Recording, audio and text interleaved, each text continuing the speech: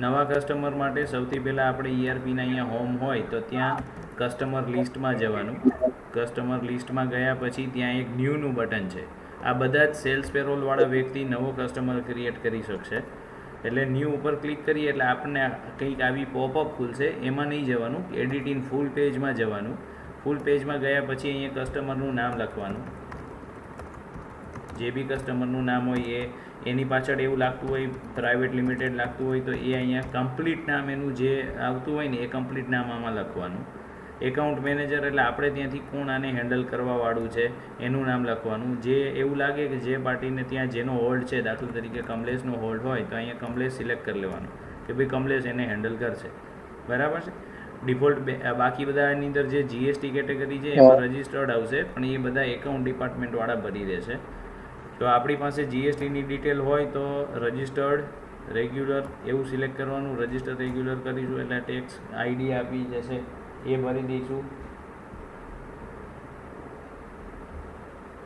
પછી લીડમાં કંઈ ભરવાનું નથી, ટેક્સ કેટેગરીમાં કંઈ ભરવાનું નથી.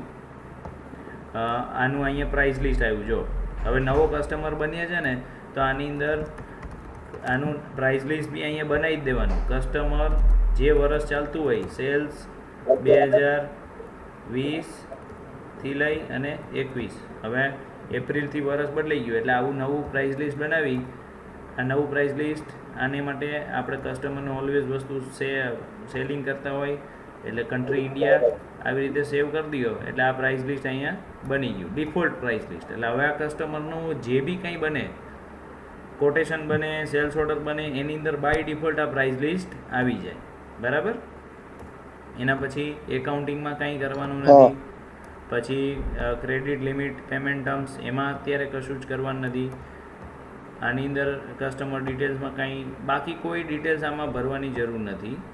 આટલું આપણે નાખી દીધું, કસ્ટમરનું નામ નાખી દીધું એટલે આ નેક્સ્ટ સ્ટેપમાં આપણે રેડી થઈ ગયા. હવે સેવ કરો ને એટલે કસ્ટમર નેમ પ્રાઇવેટ લિમિટેડ વાળી કંપની બની ગઈ. જો હવે તમને અહીંયાથી ત્યાં કસ્ટમરને ત્યાં જેનો કોન્ટેક નંબર ખબર છે એ ખબર છે તો અહીંયા નીચે એડ્રેસ એન્ડ કોન્ટેક્ટમાં જવાનું. એમાં ન્યૂ કોન્ટેક, આપણે ત્યાં છગનભાઈને ઓળખતા હોય તો છગન અહીંયા લખી દેવાનું.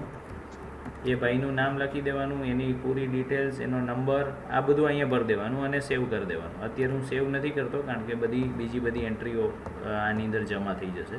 એટલે આ કસ્ટમર ક્રિએટ કઈ રીતે કરવાનો એનો આઈડિયા આવી ગયો. આ કસ્ટમર સેવ કર્યો એટલે અનેબલ થઈ ગયો. અહીંયા અનેબલ આવી ગયો એટલે આ આપણો અહીંયા કસ્ટમર પ્રાઇવેટ લિમિટેડ વાળો કસ્ટમર અત્યારે બની ગયો. ક્લિયર?